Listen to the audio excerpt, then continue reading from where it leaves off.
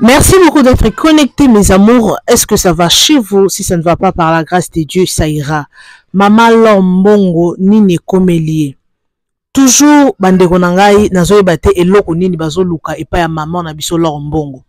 Tomonaki la fois passée prophétesse Rebecca abimaki pona ko répondre mama Lombongo abongola motema na ye. Sinon te akokufa.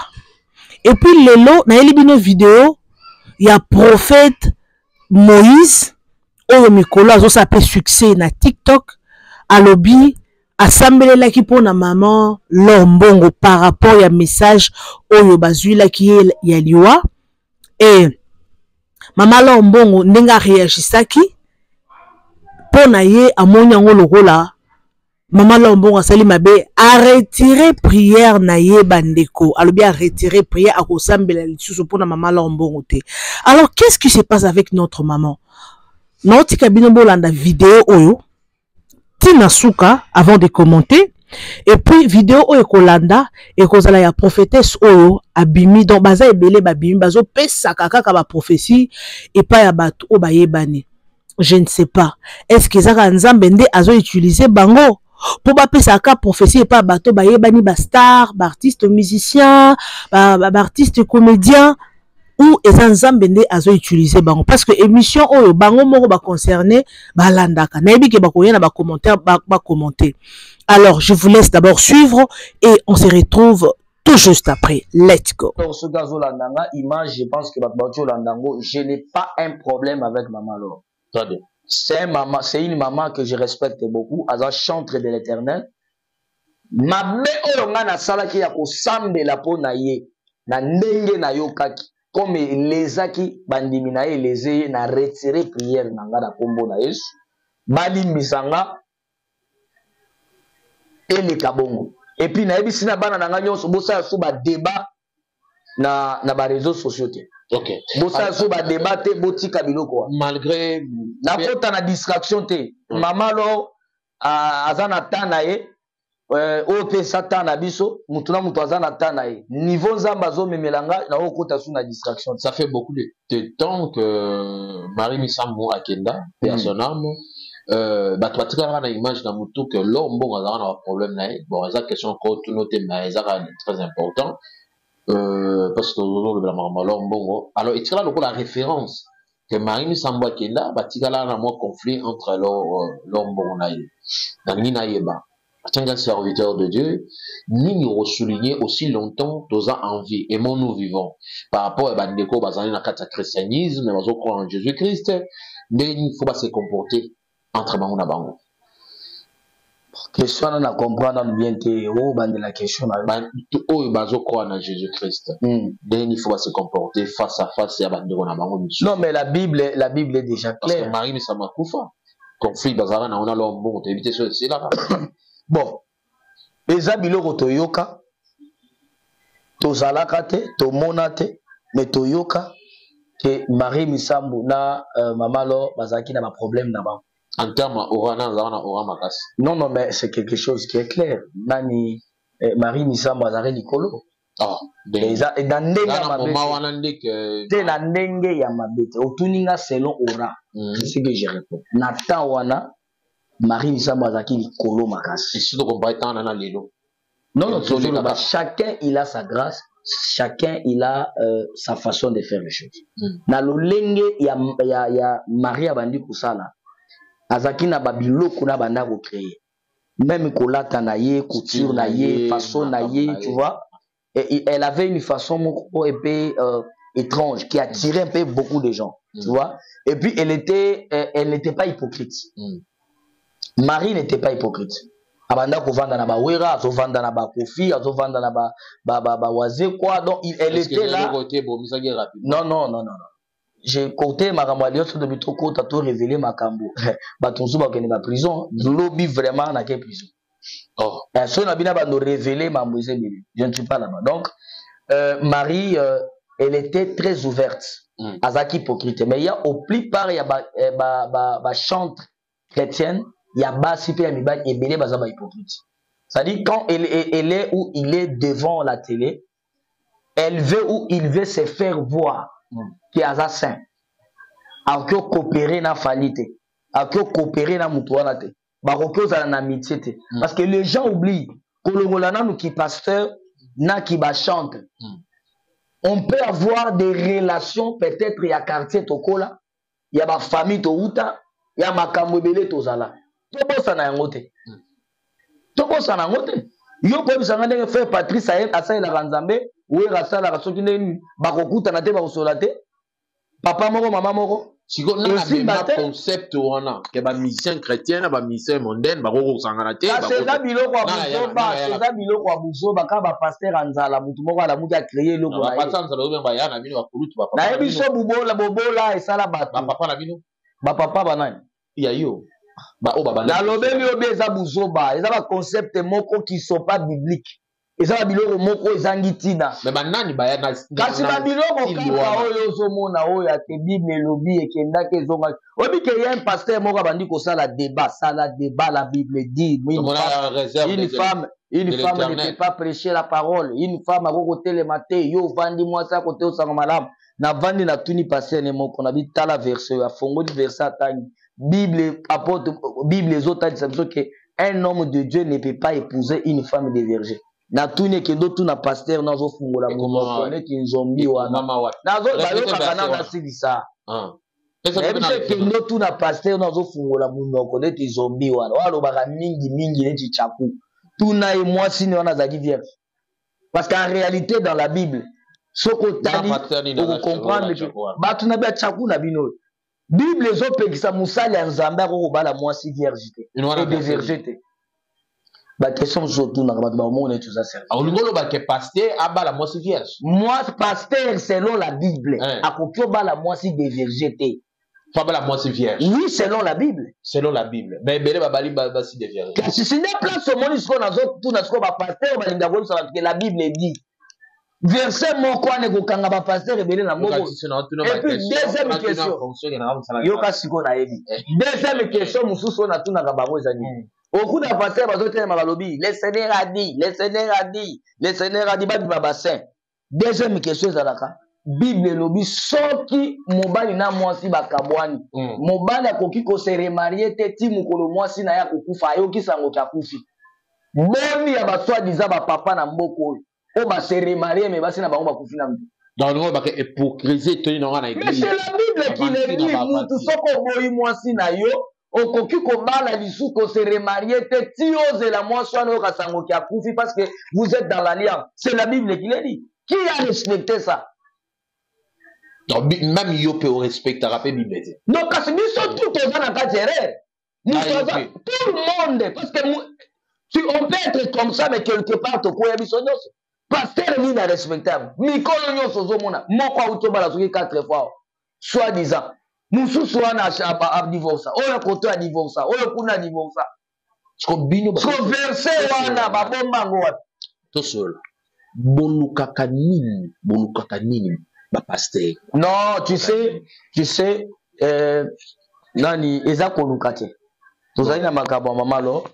Je crois qu'on a déjà fini. On répond quand même. À comprendre que moi je n'ai pas un problème avec lui. Les vidéos, tous on ici en bas monique. Et ça là qui prophécité. Mais c'était, j'ai appris. Donc d'habitude on a pas dit français mabe, pas dit misanga. Mais j'ai parlé un bon français. Oyo kokaki nanga malgré na tangate. Na yokaki na apprendre que maman zobel to sambeli et baluki komi oya loba boy de na ko arrêter nyonso ezate ke pardon na sengi ezana ndenge te ko bake ko funda na parquet gana bangi mutute j'ai peur de personne parce que na tikali ko loba mutute ke na tangi na déclarer mutu akufate je le dis pour arrêter ça sali awa pendant que la sur la vidéo oyo likolo sa ko fungama mission nzambe za likolo na ngai na banga kanzambe na pona yebi basakana kana yete bineme azolanda makambo na zoloba awa azotala ngai nzambe conduis nga la vérité s'il te plaît conduis nga la pesa message na correct Saint Esprit na moni coquette zo solola ndemo mongongo na nzambe zoloba na ngai tala ba monde na bango bakota nzambe zoloba na ngai ke coquette akota ba monde coquette akota ba monde akota ba bisika simba bien aimé akota ba monde akota ba secte wala zaki mongongo na Yesu Kristo bisinga mutala ba monde ne bango bakota azaka ka yemo côté ba filming o baza monde théâtre bakota ba secte bakota ba groupe ya mabe ba groupe ya occultisme bakota ba secte bakota na ba loge bakota ba place belé pour na kama ba théâtre o bien aimé nzala singa tala coquette yi ba monde ne bango bakota qui vont bien na sutuki na ko lamuka la bi au Seigneur Jésus-Christ nzambe singa omoni kende ko yebisi na batu ya théâtre babongisa vie na bango babongisa tamboli na bango na komettre nous cette appel na makambe ba mèche ni ba perruque mingi ba mona ka ba fi bazo ko teka ba perruque o mingi zaka ya mabe vous faites très attention na kamba perruque. Oh, bonté ka perruque, bonté ka perruque moins cher, bien aimé. Attention na kamba perruque. Batu mingi bazo perdre ma chance ma bala. Batu mingi bazo perdre ma chance ya mbongo. Batu mingi bazo perdre ma chance ya misala. Ba vie na bango la misérable à cause de la perruque o bazo ko tshina mutu na bango. Nana tekela o perruque. Ndeko ba batete ya bazo ko tekela kana ba biloko. Batete ya bazo na biloko moins cher. O yebe sikani na zo ki biloko na yo wana bien aimé. Ba vie ya batu mingi zobeba yo yebi mutu te ozu maquillage na oche ozu rouge à lèvres na oche ozu poudre na oche bien aimé il faut faire très attention à batu ya théâtre batu wana si bakota ba monde mukusa nzama mema ngai na komettre na lisolo nzama mema ngai na monde de l'esprit alléluia makambo ya bato théâtre oyo esi bakota ba monde pour ba succès pour la koyebana pour la kosala makambo bakota bisika nzambe isinga azaka ye moko te bala basi mingi ba jeune mingi na kati ba monde nesi bakota ba loge bakota ba secte ezina mutu moko théâtre wana mama moko zawana na pesa ka message na liboso mama wana azana misala mabe azana kati ya théâtre babenga ke momi babenga ke mama nzambe atelisa kinga azali suka azana bato ebele la monde atene balandelaka yo oyo badoraka ye alléluia bien aimé yango nzambe azali koloba na yebisa coquette nzambe alingi coquette makasi nzambe alingi coquette apesa vie na Yesu nzambe alingi sauver vie ya coquette nzambe alingi coquette na ye mpona kojuge ye te parce que mutu moko te azali parfait na kati ya mokili oyo bien aimé toza na badefo toza na baerreur soki nzambe apesi message mpona mutu parce que nzambe alingi mutu anabikisama parce que nzambe aza na intérêt na kati ya vie ya coquette nzambe alingi coquette abikisama nzambe alingi coquette azala sauver alléluia mokilo bien ma succès ezabamite bilamba mabala mabota 4 personnes olie batu combien aleka moko oso pesi batu kindoki combien apesi batu loko à 50 il a déjà partagé la sorcellerie à 50 personnes yo sana kindoki nazana kindoki leka kasi liboso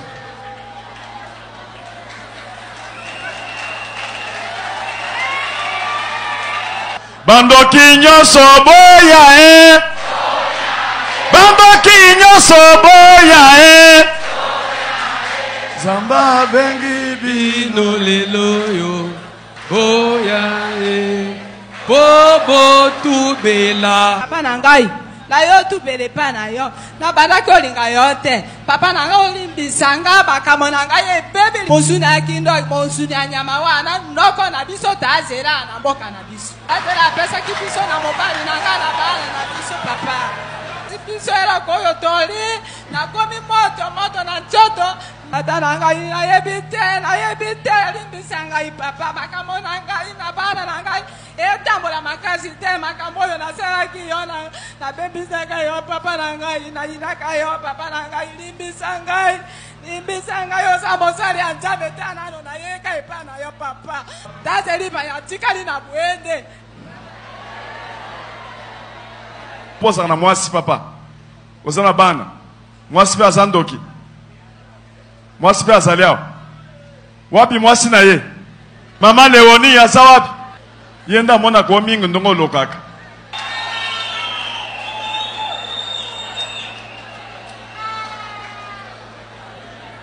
ndenge tosalaka na ye na ndako tia mikro bien nabandi komona makambo banda bomwana na nga na age ya 12 ans nazomona même na ndako na biso esika na botamaki soki nalobi na moni Ça lui faut boye bien. tata na nga na mama na nga bazali kotia tembe te na ye kobala ye première fois nazwi message na ye abimi na mundele na ye po azalaki kosala na mundele ake Kasai akenda Kasai asali 2 mois na ye komone na vision akomi image ya lion manzake ekomi milayi suki ekomi milayi abebi nzoto mobimba nabengi pasteur na ngai esika nazali kobondela nalobi papa pasteur Jonathan naloti mabe namoni mobali na ngai mabe elingi elakisa nini alobi nazoya na ndako aye na ndako nayebisi alobi longola mbeto na yo banda kolala na se ti mokolo ye akoya nalalaka na se kaka ti aye kozonga nazongi natali ye mobali azalaki bien bote nyonso esili akomi lokola mpaka ya kala akomi mpenza mpaka navandi tolali premier jour deuxième jour namoni message namoni elungi na ye na mbeto nazomona ye te namoni nguma nga nayebisi ye yo soko obala basi oyo oliaka oya kobala suka ya mwasi oyo aza mwasi na Jésus Christ kindoki na we komonana na miso ya bato.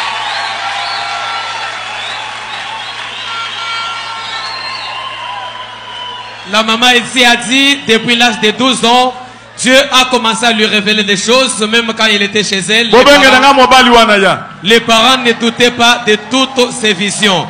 Alors, quand elle s'est mariée avec ces messieurs, la première vision, elle a vu son mari qui était dans une mission de service. Il voit son mari qui se transforme en un lion avec des longues griffes. Le visage était déformé. Et à l'arrivée de son mari, il a constaté que le mari qui était un beau gars, le mari avait maintenant changé le visage. Il était devenu comme tout vieux pendant qu'il était beau. Alors lorsqu'ils ont passé la nuit, 2 jours après, ils ont vu, elle a vu transforme en un boa. Alors la femme ici a commencé à s'adresser à son mari pour lui dire que si tu as l'habitude d'épouser les femmes que tu sacrifies, pour cette fois-ci, tu as trouvé une femme que tu ne peux pas sacrifier. Nazana kindokite nalobi papa nyonso nga nazomona nayebisi yo soki eza na basi yo bala yebeke ya suka oyo ye kobala aza monstre ya Jésus Christ okokoka nga te okolia nga te okolia mwana moko te suka nango okokende kotika kindokino epai ya Wallace. J'ai dit à mon mari, je lui ai dit tu es sorcier. Il niait toujours, il disait non je ne suis pas sorcier. Je lui ai dit comme tu es en train de douter, tu dois savoir que la dernière des femmes que tu as eues, c'est moi. Si autrefois tu sacrifiais des femmes, cette fois-ci tu as trouvé un monstre de Jésus-Christ. Tu ne peux pas me sacrifier, ni encore me sacrifier mes enfants. Tu iras chez Wallace pour te repentir. Les amis Ndoki. Babotola onyoso me babotola monokote. Babotola monokote. Papa nazane sengo munene.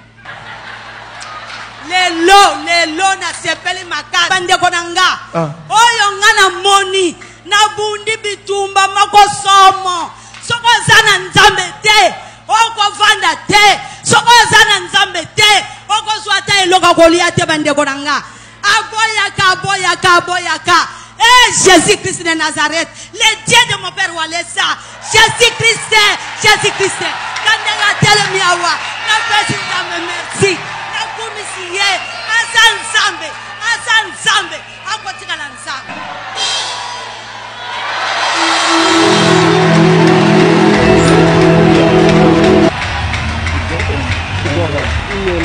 People from home.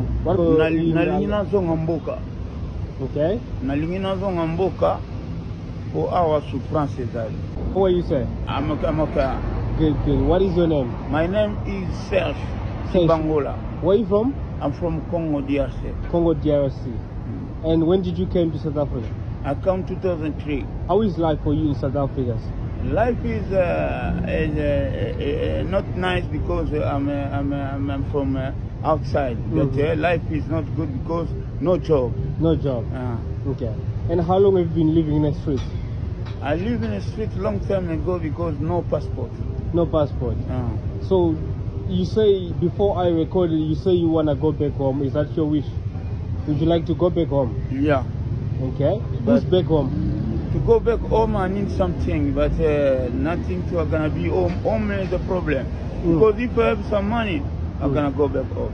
Okay. What if people want to donate to buy you a ticket to go back home? Will you go home? I can go. You can go home. Do you have a family back home? I have my brother in Joburg. Your brother is in Joburg. In DRC Congo, who's in DRC Congo? It's my family. My mama passed away. My father passed away. Okay. How is the treatment in the streets with people? How do you feel about living in the streets? It's cold. Yes. It's cold. Okay. And how is the survival? How do you survive in terms of eating? No, to eat is no problem. Where do you get food? We get food on the street. In the streets? Okay. How old are you, sir? I'm 50. 50 now?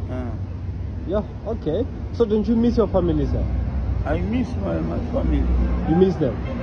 How do you feel when you think about them? If I miss them, it's a big problem. It's a big problem. What could be your request from people? What could be your request? I request to the people are nice, the people are not I mean, what would you like people to help you with? To help me is just to go home. To go home. Can you maybe speak in your language with people from home? What could be your request? The request is speak in your language. Okay. For our souffrance. Hope people from Congo will see this video and get to help you. Where can people find you? The people will find me here on the road. There at Sea Point, next to Mojo. If not here, where else can people find you? Green Point Stadium. The stadium, Green Point? Yeah. Okay, no problem. So you say you want the food? Yeah. Okay, let me go get you food. Let's go. A stadium? Yeah. No, I will come.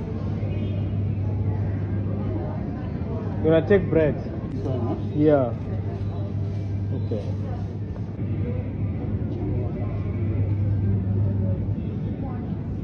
Yes. Which one you want?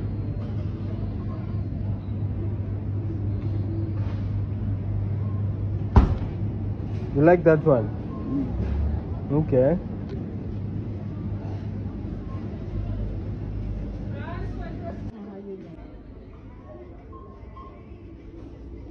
Which one you want?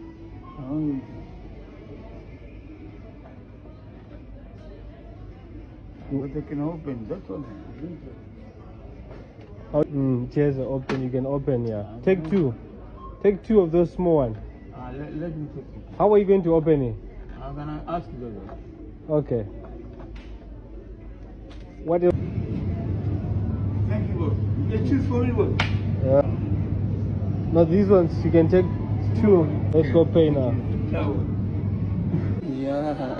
Why you say I look like I'm from America? Huh? Why you say so? I can't see you, man. I'm not from America, though. So you don't believe I'm from Africa? Huh? You don't believe that? I can see. I'm from Africa, brother.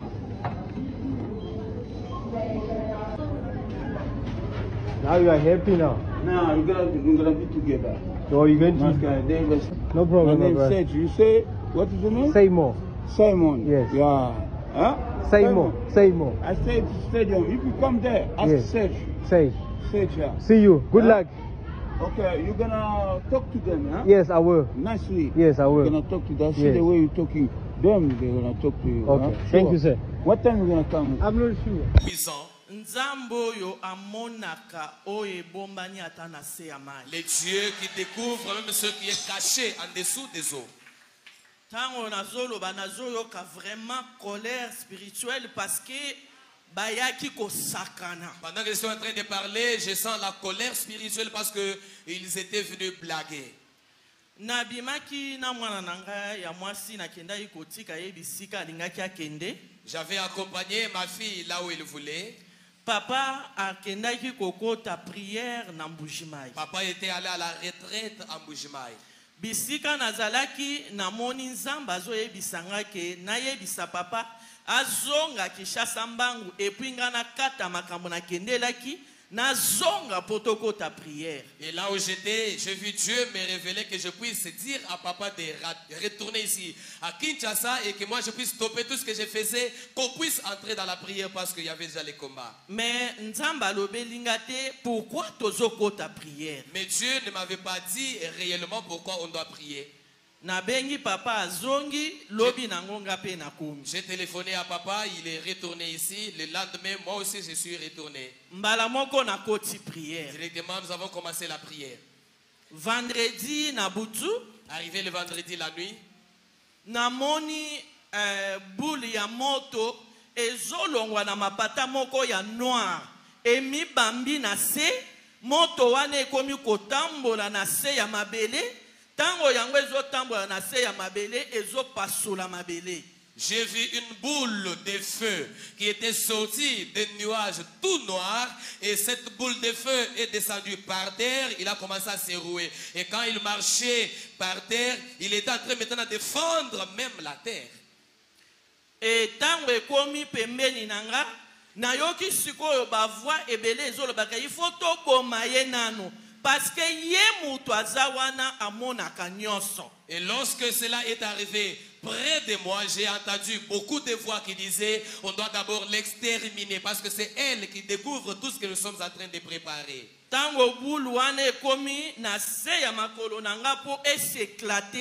Lorsque la boule est arrivée jusqu'à mes pieds pour s'éclater,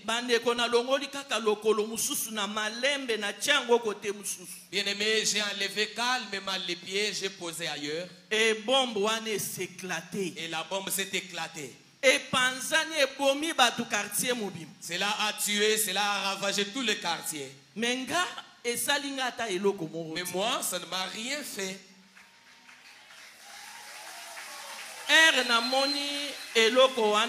Quand j'ai vu cela, j'ai montré à papa. On a continué la prière. Dimanche, na lingina ya église na ba 5 heures. Et dimanche, alors que je devais venir ici à l'église, vers 5 heures. Déjà na zoya na komi na Béatrice pona courbé. Je me suis vu, je venais déjà sur boulevard, je suis arrivé à l'hôtel Béatrice pour prendre la direction. Na kuti ange de l'Éternel a telemi wana. J'ai trouvé l'ange de l'Éternel qui s'était posté là-bas. Aza suspendu. Il était suspendu dans les airs. Il m'appelle par mon nom. Il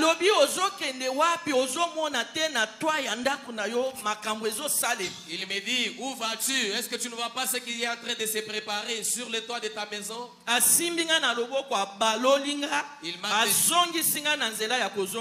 Il m'a tenu par la main, il m'a retourné à la direction de retourner à la maison. Et quand j'ai regardé notre maison, l'ange me dit de regarder au-dessus. Tango natali likolo na moni mutu azana forme ya nuage ya noir. J'ai vu quelqu'un qui avait la forme de nuage tout noir. Misweza très rouge. Les yeux tout rouges. Munoko na yeza munene. Et une grande bouche. Sikoyo ange wana zo ebisangake baza ba démon géant ya mapata. Et cet ange qui me dit ce sont les géants démons des airs. Et namoni sikoyo chef na bango ayeko bima sikoyo likolo ya ba onyo soana ba. Et j'ai vu leur chef qui apparaît au-dessus de tous les autres là. Afongoli munoko bande kona namoni eloko abongo ti. Il a ouvert la bouche, bien aimé, je n'ai jamais vu pareil chose. Era afongoli munoko namoni bombe bimi na munoko na ye. Quand il a ouvert la bouche, j'ai vu une bombe sortir de sa bouche pour descendre ici dans ce monde. Et bombe ye e beti likolo yanda kunanga moto epeli oyo nanu na tikala komona te kaka ndenge babetaka ba bombe na kati ya babitumba. La bombe a été projetée sur ma maison et ma maison s'était renversée. Je n'ai jamais vu de pareil. Je ne pouvais pas identifier ma maison parce que tout le quartier était en flammes. Sikoyo na mimoni na zozonga ndaku makolo na kokima mbangu makasi. Et puis je me suis vu, j'étais en train de retourner à la maison à pied, j'étais en train de courir. Mbala moko na sutuki. Et là 5 heures du matin. C'était vers 5 heures du matin. Na ebisi papa. J'ai dit à papa. Je lui ai dit en tout cas, le combat s'est accru. Déjà atalibanda na kobimate. Je lui ai dit, même dehors, je ne sortirai pas. Renfermé. Bien aimé, je suis resté renfermé dans la chambre. Même de l'eau, je ne pouvais pas boire. Si j'ai dit, jusque jeudi. Kaka même dimanche, papa le même dimanche, au retour de papa à la maison, il m'a dit, il sent comme s'il a de l'angine. J'ai fait le thé de gingembre, je lui ai donné comme d'habitude. Pourtant, c'était le début de l'attaque.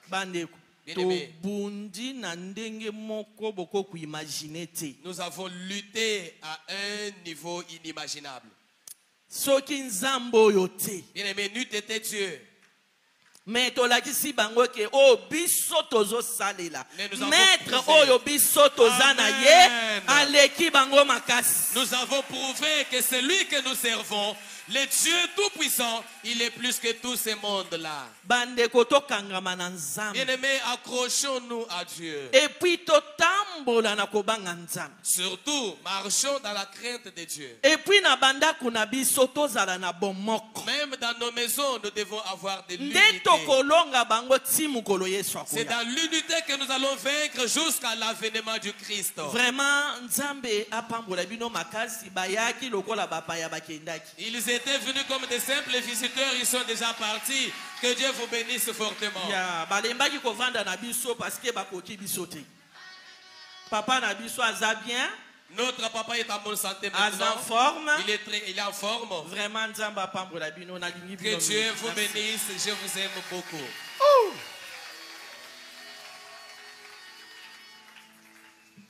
Alléluia. Alléluia. Amen. Tu peux dire à ton voisin, le diable n'est pas mort, bien-aimé. Le diable est allé, mais il va retourner.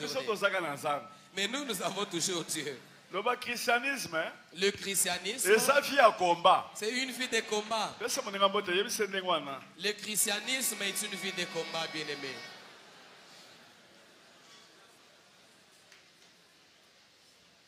Alléluia. Amen. Alléluia. Amen. On a informé au pasteur Kabambachouza que je suis gravement malade. Il m'a appelé. Il ne m'a pas reçu, mais je l'ai appelé après. Il priait. Il dit, mais Kabundi. Kabundi.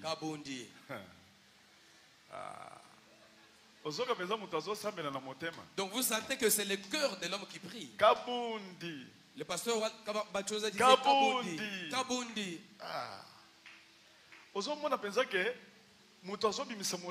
Donc vous sentez que c'est le cœur qui est en train de se répandre.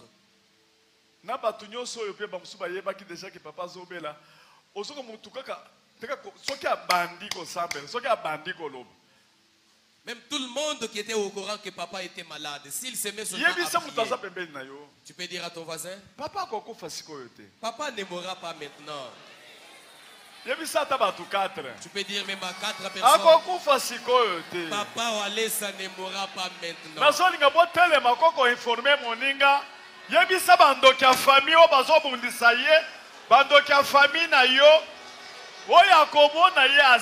Papa Walesa ne mourra pas maintenant. Oui, papa Walesa ne mourra pas maintenant. Papa Walesa ne mourra pas maintenant. Azanan. Azanan. Vous informer, c'est notre souci majeur. Pour toute information politique, culturelle, sportive, abonnez-vous sur votre chaîne Bibiche Mbombo officiel. Bibiche Mbombo officiel, l'information en temps réel. Abonnez-vous massivement et vous ne serez pas déçus. Bibiche Mbombo officiel is the best.